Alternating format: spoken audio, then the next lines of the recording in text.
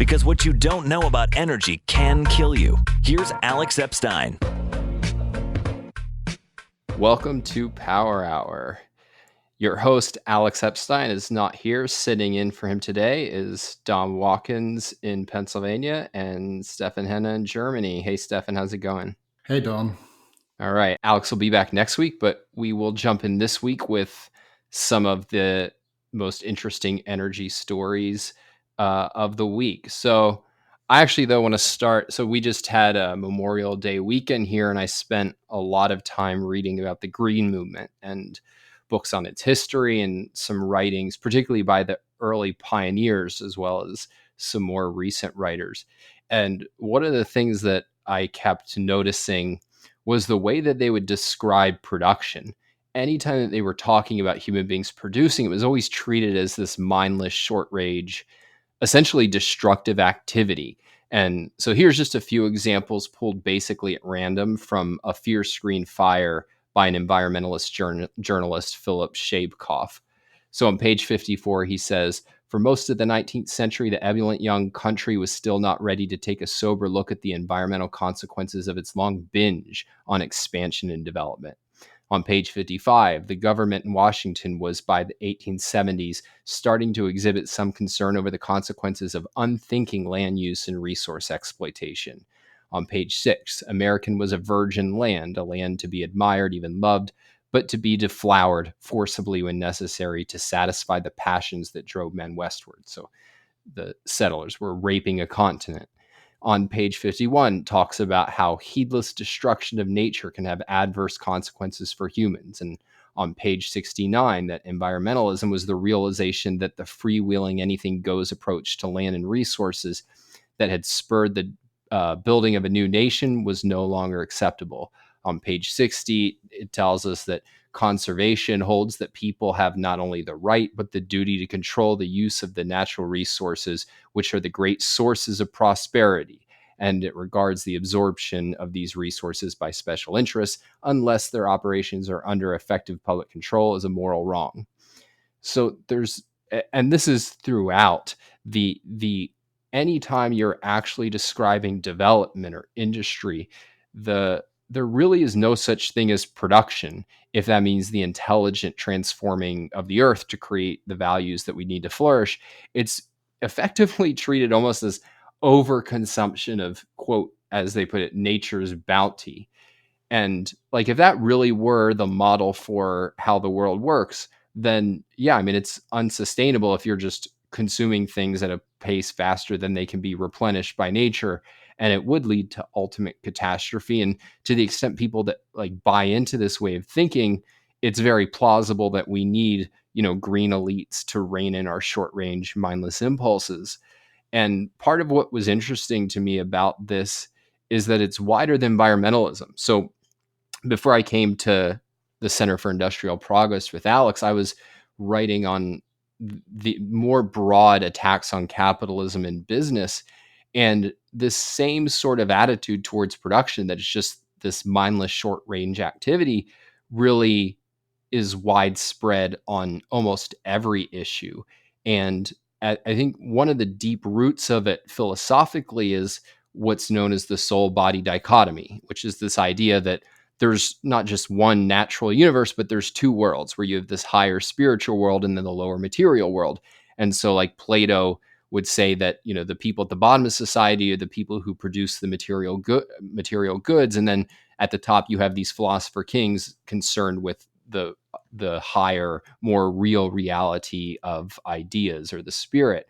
And today, the one way that this shows up politically is just this idea that capitalism is immoral because it's failing to constrain the short-range destructive impulses of materialists. And so we need this mystical elite to control us, only it's not the church. It's just these people who somehow have like higher forms of knowledge and are of higher moral stature because they're not, quote, greedy. And one way that it's useful to think about the truth, I think, is that what capitalism is, it's the system that constrains the power lust of authoritarians and people who want to use physical force more broadly in order to allow for intelligent transformation. And often you get like people use terms like unrestricted capitalism. I think Bill McKibben has a bunch of this kind of terminology in his latest book. And their goal is to evoke fear, like, oh man, unrestrained, unrestricted, that sounds really dangerous. But really, the alternative is unrestricted coercion. And so, what capitalism liberates is not this kind of mindless short range pursuit of exploitation and overconsumption, but human creativity and production. And that's what we'll often call intelligent transformation, which is not to say that there's not cases of unintelligent transformation, but intelligent transformation is the dominant phenomenon, which is why in the moral case for fossil fuels, we get these hockey stick graphs, not the Michael Mann kind of showing catastrophe, but hockey stick graphs showing that there's basically no human progress for eons. And then with the Industrial Revolution, like every aspect of life, including environmental quality, is getting better. And it's precisely because in general what's going on is that we're thinking about how to produce in a way that's actually beneficial, in a way that is long-term creating values for people. And for environmentalists, though, they deny this idea that we can intelligently transform things as free individuals. And like their only model, the only way that they'll even allow that we can intelligently transform things is if you have authoritarian central planners whose contribution is basically to stop us from producing too much or in a way that's not green. So the thing that I think is, I mean, one takeaway here is just how subtle the bias is, in that it's not that they just make this outright argument. It's just in all of the kind of phrasing that shows up in their work. It shows up in the way the media describes things, and that like it's you just have to have a very sensitive antenna towards those things, I think, in order to capture how much the issue is being framed at this very deep level in a very, I think, wrong way. Stefan, I'm curious, like you've read a lot of this stuff. I'm curious if you have any reactions to that. I find it remarkable how widespread this general thinking is. And ultimately, this Malthusian view of, humans gobbling up the resources and destroying themselves by doing so is, in every field, certainly in climatology, we've seen that, and in energy, we see that. And it's actually pouring into concrete policies in the sense that, for example, many of the policy goals for, the energy field as envisioned by politicians by 2030 or 2050 is, live with less, not, strive to create more, but live with less, be energy efficient, save some energy, not use like 10 times more energy to create, but, consume less, use less, do the same with fewer resources, and so on. So very, very timid goals. And just one example that I always see why this is incorrect, the incorrect view of what resources are and how resources are produced, and which sort of debunks the whole Malthusian anti-productivity view, is look at the oceans versus agricultural land. So with agricultural land, what we have done is we've taken a patch of usually forest and deforested it and totally transformed it into something that produces on a relatively small amount of land enormous amounts of food today. We've really sort of perfected that land for our use. And that created like many times over the resources that the original forest would provide for human life. And so we actually created more resources. We didn't, just sort of destroy this patch of forest. We perfected it, or sort of transformed it into something much better and something that produces more resources. And now look at the oceans, because the oceans have actual problems. Local overfishing is a big problem that we still need to solve. And why is that? And I think it is because with the oceans, we rely on the actual natural processes, right? So ocean fish is replenishing at its natural rate. And if we increase our consumption, yes, we take out too many fish compared to what regrows naturally. But, compared to the agricultural land, we have not yet learned how to sort of perfect that piece of the planet to serve our needs. So in that sense, you can see what could go wrong theoretically, but what increasingly is possible, because I think the agricultural land is much more reflective of the modern human, because we have learned what works, what doesn't work, and we are perfecting our technology to serve our needs long term. We are thinking strategically, like what are the crops of the future? How can we genetically modify crops to go even beyond what we can do now? Yeah, I mean, And so on. I think that's a really good example, and I mean, I think it's notable that really one of the differences that you're pointing out is the difference of a place where private property rights are relatively protected, Mhm. and a place in the oceans where we haven't really figured out how to define them effectively. And if you actually look at the kind of case examples that early environmentalists or conservationists were pointing to in order to establish that, oh, we need the government to restrict production, it was almost always places where private property rights either weren't defined at all, such as on public woods and forestry, and or it was places where they were not properly protected. And and so when you have a personal stake in something over the long term, then you're much more likely to act in a way that is allows you to produce value over the long term versus this kind of depletion. Um, the other thing that just occurred to me is the like this. I mean, one way to think about environmentalism is that it's an apocalyptic movement or an apocalyptic ideology, and like these are very common throughout history. So the tendency to see something in apocalyptic terms and then have a framework that kind of is coherent inside its own context, but doesn't make sense if you step back and start questioning it. This isn't unique. I mean, we've had these throughout history. So I just got a book on the history of apocalyptic thinking. So I'll be interested to look at that. But this is a case where it's very plausible unless you step back and actually look at, well, how did people produce and under what arrangements did it work and under what arrangements didn't it? And what have the actual results been? Because we have not seen the apocalypses emerge. And of course, the kind of trick with climate is that it's going to emerge at some ambiguous future point. What's your first story, Stefan? So this is a story that caught my eyes because I read the sort of original narrative like 10 years ago. And the original narrative of the story goes like this. So a subsidiary of Chevron has been working in Ecuador and drilling oil there, and they have been running a particularly dirty um, operation. And environmentalists back then said, okay, they are creating this Amazon Chernobyl, right? So giving the locals cancer from dumping waste into the rivers and causing all kinds of environmental messes. And when they were obligated to just clean up their mess, they didn't properly do so.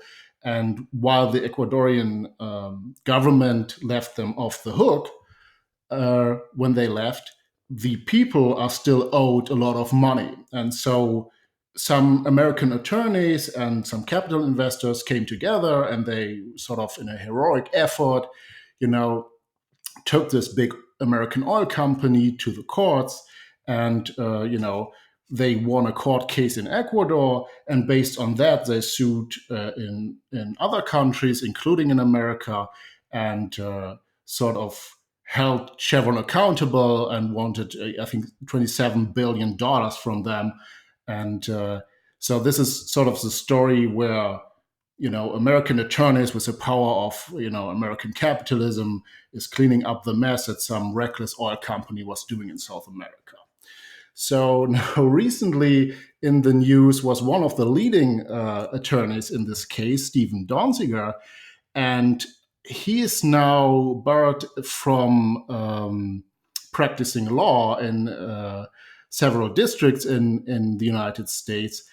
And so this was interesting to me because it totally reversed the story that was originally told. And the real story goes like this. in 2001, Chevron acquired Texaco Petroleum, which was a subsidiary that operated in Ecuador until 1992.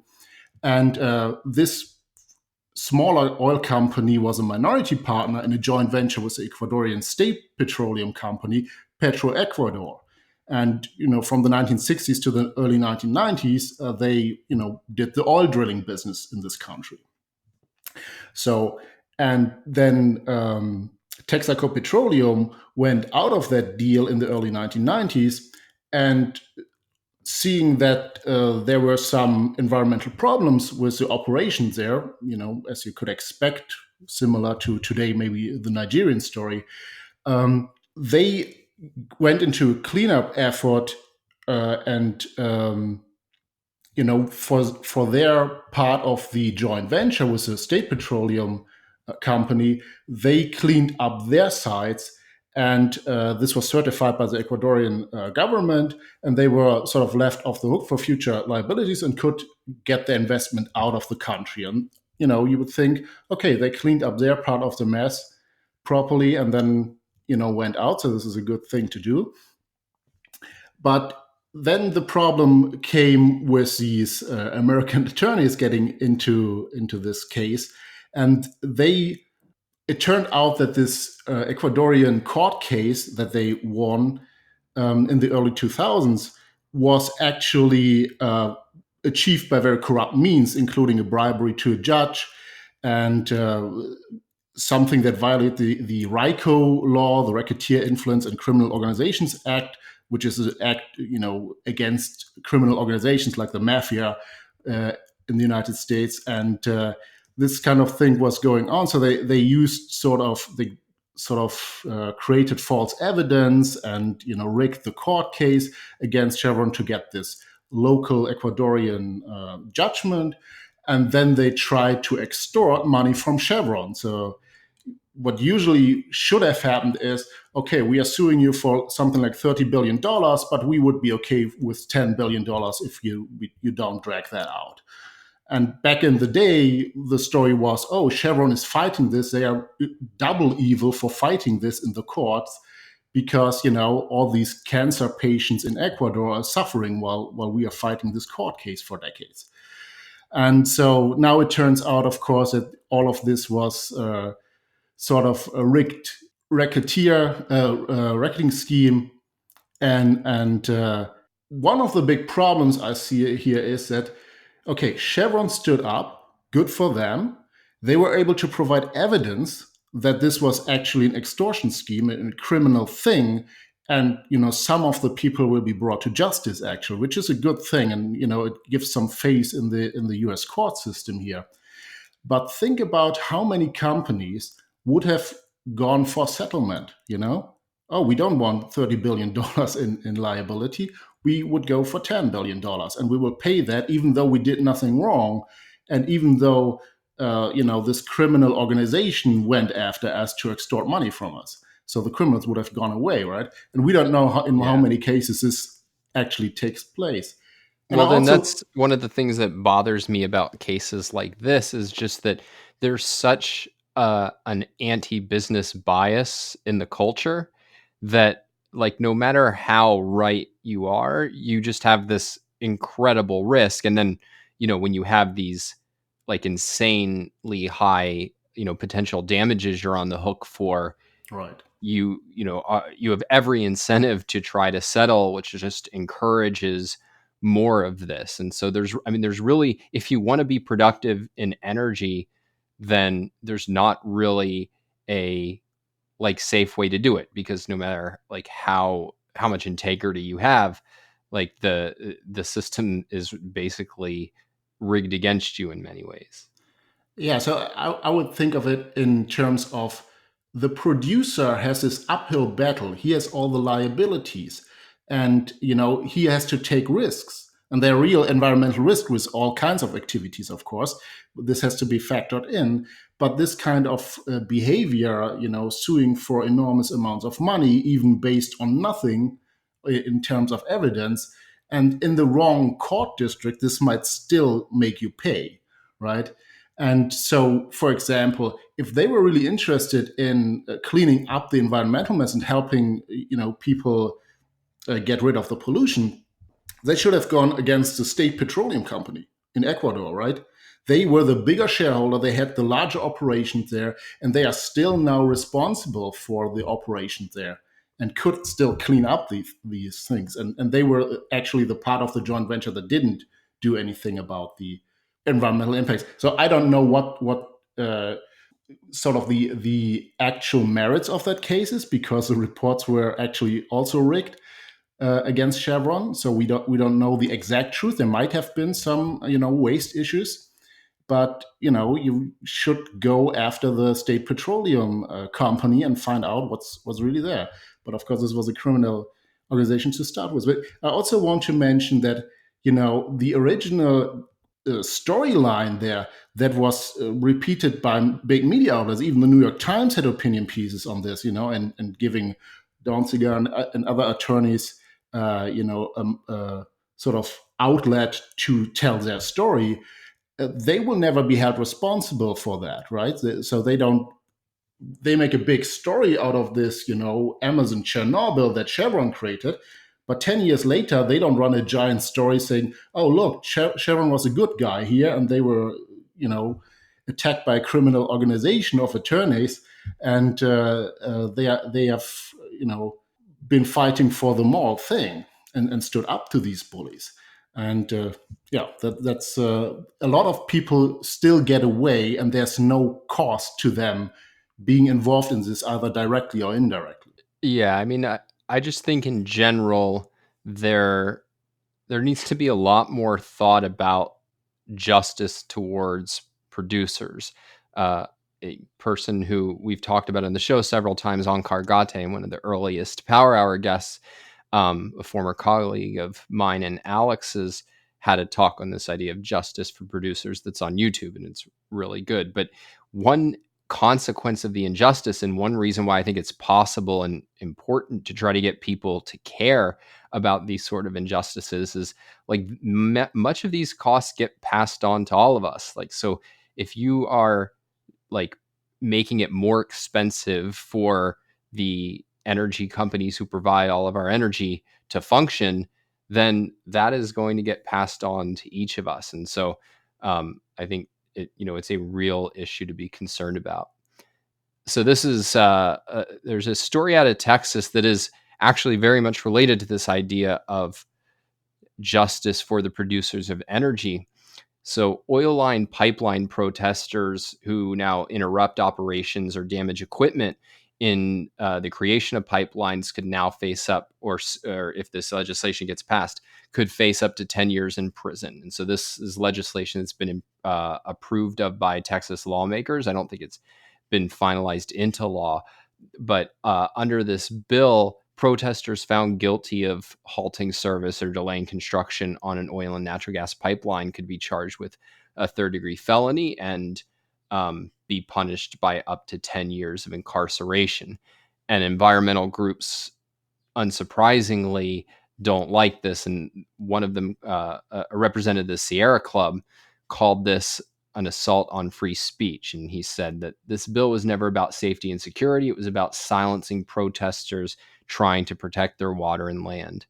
And I think what Texas is doing is a good policy, and calling this a violation of free speech, I mean, it's really a deliberate attempt to blur the line between speech and action.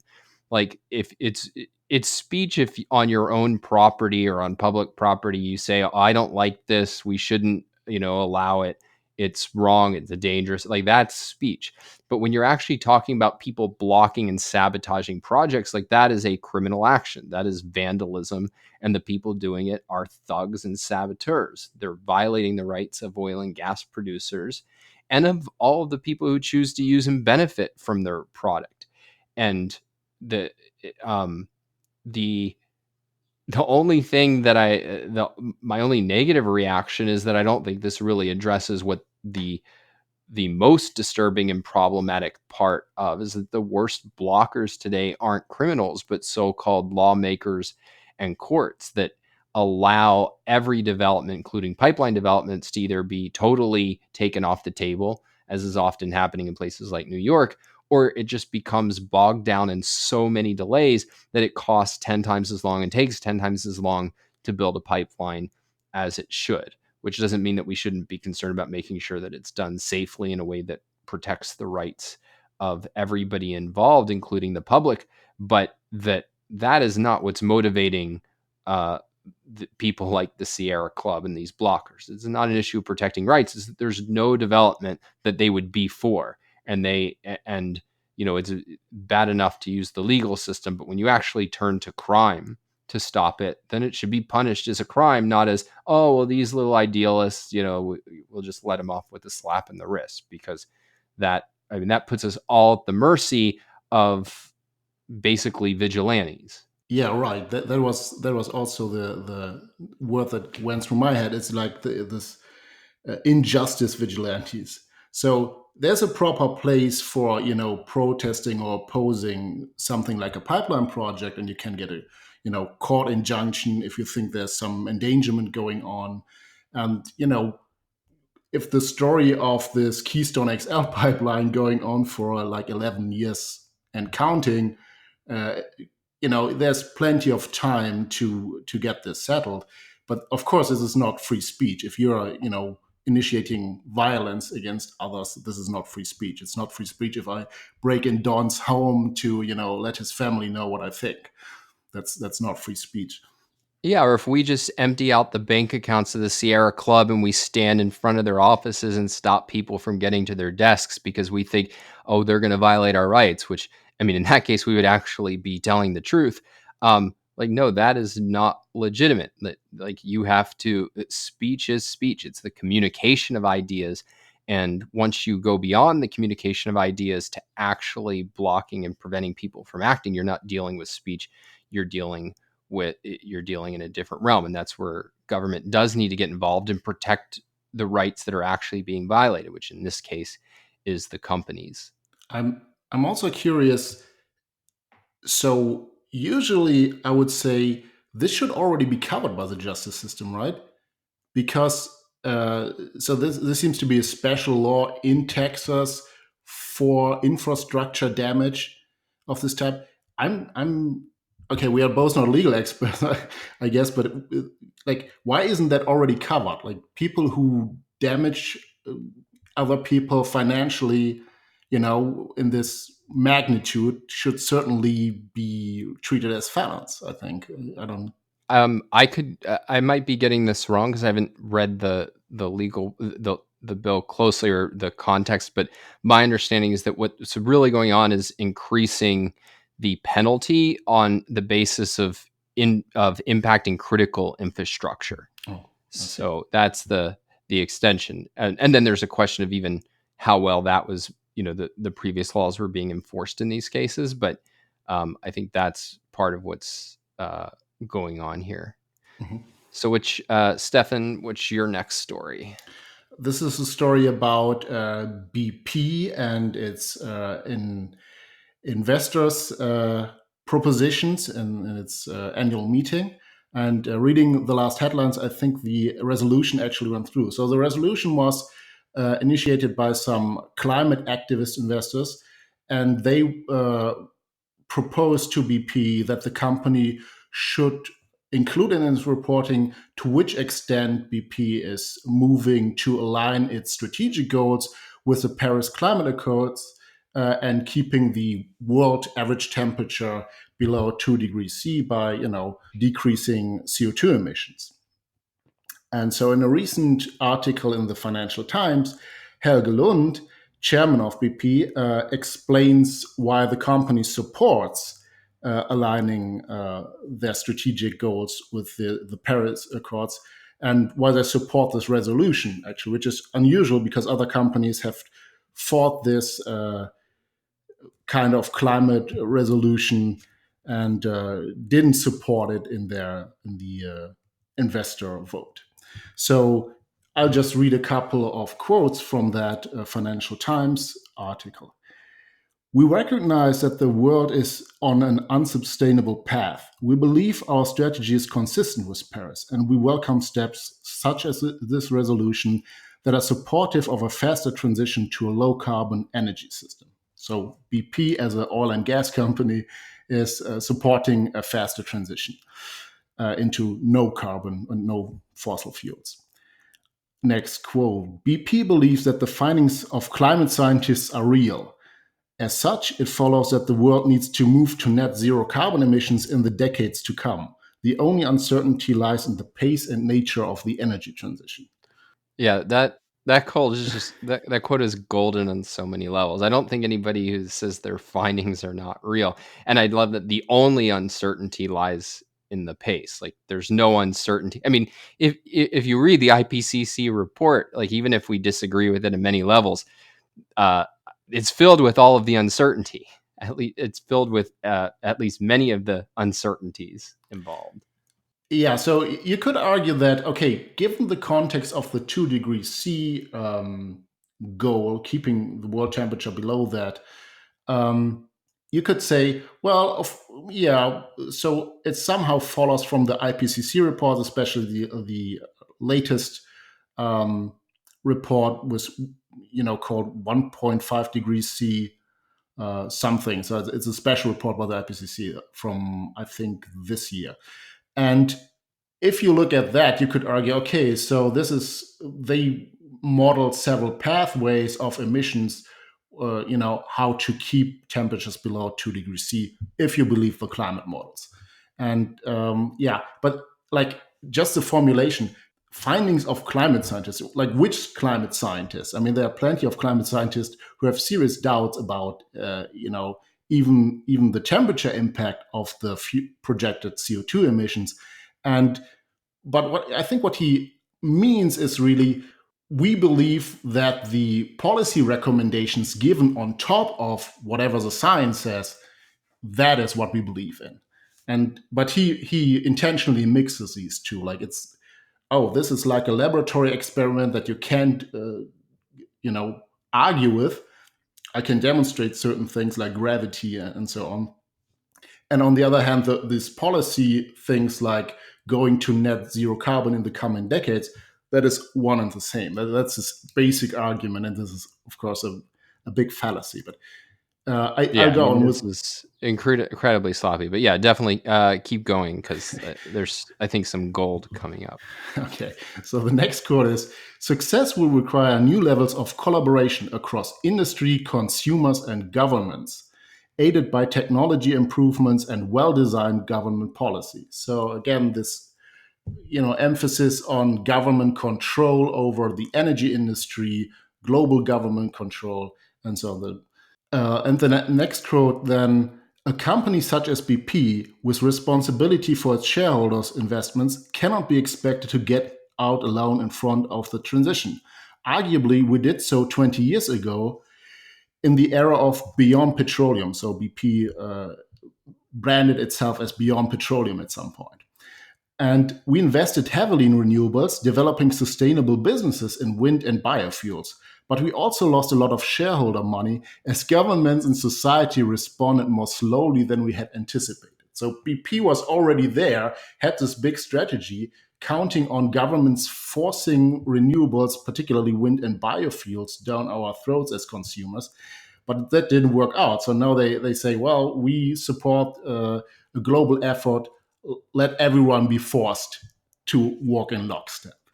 Yeah, I mean, the whole way that the energy transition is portrayed is that, like, it's essentially, or at least in large part, just this market phenomenon of that fossil fuels are being outcompeted. And therefore, when, companies like BP invest in them, these are intelligent investments for the future. But this is an admission, at least a partial admission, that no, we need the transition to be government made because these were not intelligent investments. And I mean, part of what's so perverse here is, like, to the extent that you do get policies that harm fossil fuel development, um, it's because you're going to have companies that are pushing for policies that are suicidal to their core business. And I mean, one of the things to take note of is just for all of these concessions, it's not that BP is getting much in return. I mean, they're not winning plaudits from the Greens, except for maybe like a half-hearted, oh yeah, every other oil and gas company should go this way until we get rid of them.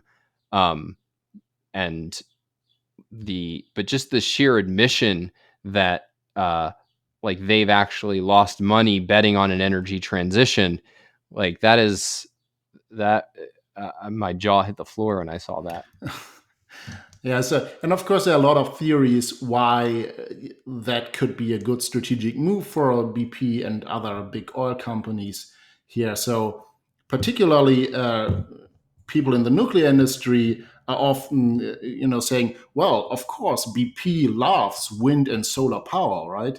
Because the more wind and solar power, the more reliable energy you need. And so the only way sort of providing that is the natural gas business of BP. So they absolutely love. And, to some extent in America, we are seeing that. Not only BP, but all the utilities and big energy companies and so on, they are making money by natural gas, but also by renewables. So the renewables sort of provide government money to the companies. And then in addition, of course, they need reliable power generation, and that goes over the natural gas business. And then natural gas and wind and solar sort of have a sort of strategic connection. But even like, let's assume the BP leadership believes in all of this to the core, and they really think that this transition needs to happen, and we need to lower CO2 levels to sort of net zero by 2050 or some similar goal. The question is, why does BP invest in wind and biofuels, the two things that very, very likely cannot be the real solution? Why doesn't it go to a full-scale nuclear approach, right? So this is a huge company, lots of capital to invest every year, lots of capital turnover every year. So they could go ahead and say, oh, we want some innovative nuclear approach, make that happen, use our sort of political influence to allow nuclear to happen, to decriminalize this industry, and then have an actual solution, right? Why aren't they going there? But apparently they since 20 years ago they are going for wind and biofuels, which have very large problems with scaling and with cost and so on. Yeah, I mean, there's this phenomenon. So, to the extent that this is held out as, oh, look, they're secretly seeing kind of clever ways that they'll benefit from this. Being too clever is often a very short-sighted policy. That you think you're playing three-dimensional chess, and what you're really doing is backing yourself into a long-term corner. And I mean, you see this all the time, but the what I actually see going on is that you have companies who, and sometimes for understandable reasons, because I mean they are owned by shareholders, and they do face a lot of legal threats and things. So I have a little bit of sympathy for big companies, not as much BP, which has really pioneered this, but well, look, let's just appease our attackers, and like that will buy us some love and at least some time. And whereas if you actually were thinking long range, what you would have wanted to do 10 years ago is draw a line in the sand and have a really coherent position on climate and really coherent policies that you think were good for you and good for the world. And, if you had done that, I think you could have actually had a real fight. But instead, it's now with everybody making, basically positioning themselves as, we're going to be, the greenest company, and we're going to, beat all our competitors to the race, and in terms of endorsing restrictive policies on CO2, and, championing green alternatives. You pull the rug out from under yourself if you ever get to the point where you actually need to stand up for the freedom of oil and gas. You've sold out your ability to fight for that. And I think that's kind of where we're headed right now. And so I find it worrisome. I think, some companies like Chevron, I think, are trying to carve out a more coherent pro oil and gas position, But the more that you get this appeasing from the leaders in the industry, the harder it is going to be to maintain that. All right, let's turn to my next story. So what we're really seeing is a trial balloon testing out how ready California is to ban gas-powered cars. So speaking at an air quality workshop in San Diego, Mary Nichols, who's head of the California Air Resources Board, she had these prepared remarks that had her saying that in order to get tougher on pollution, that might mean, and she gives as examples, tougher requirements for low carbon fuels, looking at tighter health protective regulations on California refineries, doubling down on our enforcement efforts on mobile and stationary sources, and that we might have to have an outright ban on internal combustion engines.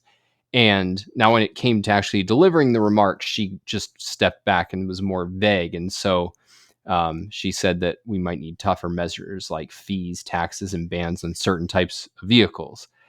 And one thing that I found interesting, aside from the fact that I'm very happy once again to have left California, was that the focus in terms of people's reaction to this was completely on banning gas-powered cars. And yeah, that's bad. I mean, it means forcing us to use more expensive, inferior technologies. But what was striking was so did the other elements on our list: tougher requirements for low carbon fuels, tighter restrictions on California refineries. All of that is stuff that is going to force us to use expensive, inferior technologies or take good technologies and make them more expensive. And I think the difference is that people have a much clearer sense of the fact that alternatives from cars are inferior, at least that they're more expensive, and that more than they do for electricity sources, let's say. And part of what that illustrates then is that it's really important to have clarity on the state of alternatives or the state of replacements. And this idea that we can replace cars and we can replace fossil fuels, it makes it very it provides cover for people who want to ban them. And one point that I'd made kind of week after week is that it's just revealing that the Greens have nothing positive to offer. It's not building superior alternatives. It's You essentially have a movement that considers itself idealistic for just wanting to destroy things and stop us from using the best alternatives. Like, this is their glowing proposals. We're good because we want to ban one of the most important creations of the 20th century. Yeah. So my thought on this is that there really is no plan in detail. So it's essentially like the Green New Deal legislative proposal, which is super vague because there is no real plan. There is no real alternative. And think about what would be necessary to have a positive approach, like, keeping California's miles traveled per capita in a year, or even increasing that, because we want progress, so we want to travel more overall, uh, and just shuffling that from fossil fuels. California, of course, uses a lot of oil, to electric vehicles. Now, let alone doing that in any short time frame. Just think about California is struggling right now, just importing a lot of electric power from other states, and in every summer there could be too little amount of water in the rivers to feed the hydro plants, and then you have a massive shortage, and too much solar installations creating other problems with grid stability and so on. And now introduce all of the energy that is right now provided by fossil fuel derived fuels like gasoline and diesel, from the electric power system. This is a massive cost increase. It will definitely create problems keeping up with the actual service that we want, miles traveled. And even if you would think that the electric vehicle production was feasible to do this kind of thing in a 10 or 20 year time frame, just the infrastructure demand and the new power plants that would be necessary to do that and so on. So there's no actual plan. These are fantasies. And it's not a real solution to anything, and it's not human centered. It's not like, oh, we want to solve the problem of travel for Californians and we want to do that in a better way. It's just, okay, we want to reduce CO2 by any means or nitrous oxide emissions by any means, and whatever tyrannical thing is then necessary, if the people go hungry, so be it. That's the goal.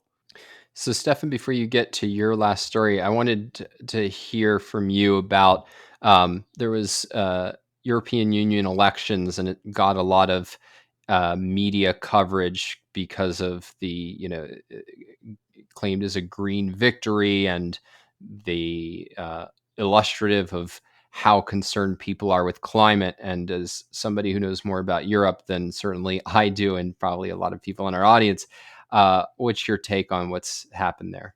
Yeah, so if you look at the headlines, it looks like climate change policies are real, election winner. But so when we look at reality, what did happen is that the Greens in Germany, in terms of European elections, got some gains. So they actually gained 19 seats over their 50 seats they won in 2014, and now they are at 69 seats out of 751 in the European Parliament. And so much of that gain came from the German part of the election. So you have sort of elections organized by the different nations in the European Union. And so the Greens in Germany got over 20% of the vote. So now they are at around 9% of the seats. So, but the real story would be, if you were an unbiased reporter, would be that actually sort of the center liberal, and liberal in the sense of classical liberal coalition, from various nation states in the European Parliament, they are actually got many more seats than the Greens, and they won 40 seats and are now at 107 to 109. So I saw different counts. The election was just this weekend, so it's not maybe not a final settle on this, but they actually gained 40 seats, so double the seats that the Greens won, and they are actually the third largest group behind the conservatives, or sort of conservatives, and the Democratic Socialists, which are classically the two leading factions in the European Parliament. So if you would approach this and, who has actually won this election, it would be, so the conservatives lost and the Democratic Socialists lost, but they're still the biggest blocks in this parliament. But a real winner would be sort of the centrist liberal. So you could argue that the green agenda was kind of rejected. And of course, on a country level, it's a totally different story. The Greens actually lost in some countries. Most of the gains came from Germany and France, which of course account for a lot of the votes because of their population size. Yeah, I mean, it just reminds me of how the growth of renewables is portrayed. It's like, they're growing more rapidly than all the alternatives, and what you think is that they're overtaking everything, and what is, it's these marginal improvements, but given their kind of starting point, it's just not that impressive. Okay, why don't you bring us to our final story? Yeah, so the Canadian province of Alberta might repeal its carbon tax with the newly elected government under Prime Minister Kenney, but this might actually give it a federal carbon tax that is imposed on provinces that don't do enough on the carbon reduction scheme. And so the problem is that Alberta, under the previous government, introduced a carbon tax of 30, I think, Canadian dollars per ton, plus inflation. I think it might be a little more than $30 today. But if that is repealed by the current Alberta government, it will actually trigger a federal $20 per ton carbon tax, which, 20 is better than 30, but this is still sort of a dead end. You can't really win. You get a carbon tax either way. And what I found very curious about this case was the Prime Minister Kenny said that, oh yeah, we have a good court case against this federal carbon tax because we still impose a levy on large emitters. So this is sort of another argument that gives up the moral high ground against the carbon tax by saying, oh yeah, we are already punishing our industry and we are sort of doing something in terms of climate change. So we don't need this federal regulation imposed on us. And other Canadian provinces lost court cases challenging the constitutionality of the federal carbon tax. And Prime Minister Kenny now thinks that he has a better case by saying, oh, yeah, we need to do something, but we are already doing enough. And of course, Alberta is Canada's biggest oil-producing province, with the oil sands being one of the largest oil deposits on the planet. But they faced a lot of difficulties recently, through a lack of pipeline infrastructure in particular, and there's an ongoing fight between the sort of anti-energy Trudeau federal government and the local governments in these various provinces that produce a lot of oil and gas.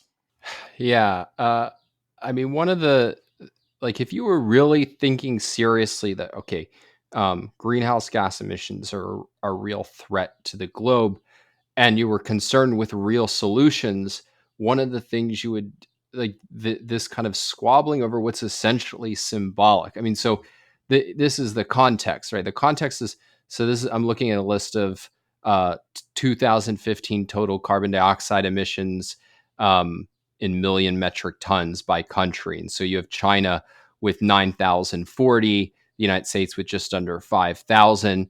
Canada's total is 549.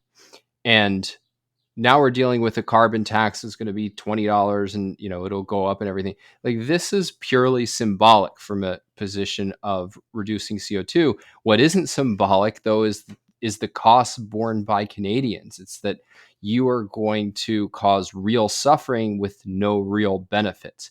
And that's why I think if you're taking seriously that there needs to be a reduction of CO2, you would either be concerned with how do we do it in an economic, cost-effective way. And obviously, our go-to starting point is nuclear. But the second is you'd think what global arrangement could actually be workable. And the idea that, well, we're just going to make Canadian energy more expensive should strike people as really bizarre. And I don't, have you looked into it all? What the outlook seems to be, or what the guesses are for the federal elections in October in Canada? No, I have not. Oh. Yeah, so I mean, there's a real chance of fighting, I think, not just in the courts, but as a matter of policy, because a lot of Canadians are upset because they get, on some level, this is a complete sacrifice with no benefits to anyone, and they should resent it. So, I wish them the best in fighting that. Any last thoughts, Stefan? No, I think the synthesis is, the makers against the breakers, and the breakers are unfortunately have an advantage because of how our system is set up and how, the general public views these issues, from pollution to climate and so on. Yeah, well, that's what we're trying to change. That is it for today. I hope you've enjoyed this episode, even though we have lost Alex for the day, but he will be back next week. If you have any questions, comments, love mail, or hate mail, you can email me, Don Watkins, at don@industrialprogress.net. If you have any interest in a speech by Alex or anyone else from our team, we've got a growing lineup of great speakers at all different price points. So you can email me at don@industrialprogress.net. And if you're interested in help with messaging, if you have a lot of high stakes messaging projects and you'd possibly like to be a client of ours, you can email me as well at don@industrialprogress.net. In the meantime, the best thing you can do to support the show is subscribe to our newsletter. Just go to alexepsteinlist.com And we will see you soon with another great issue of Power Hour. Power Hour. Life, liberty, and the pursuit of energy. Power Hour. The antidote to shallow thinking about energy issues.